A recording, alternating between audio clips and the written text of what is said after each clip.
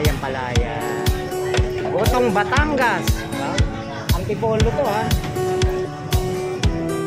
Parang dati kasi itong place na to, chicken to eh. Double chicken. 79 pesos. Ngayon sila na. Yun yung nasa vlog namin, double chicken.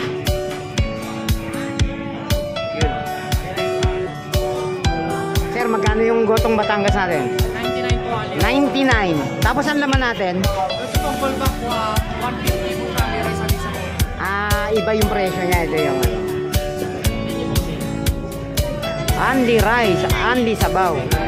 Gotong Batangas yan. Gotong Batangas.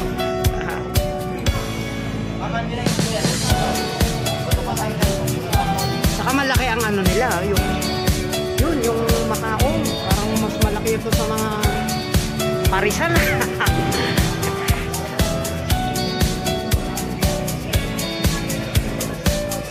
Ang presyo natin magano? 99. Tinanong ko yung soft drinks eh. Hindi pala kasama. Dapat mainit ate. Mainit ba? Mainit. Mainit siya.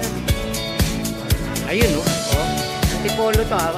Halos nasa side lang to ng simbahan. Sa may upright po.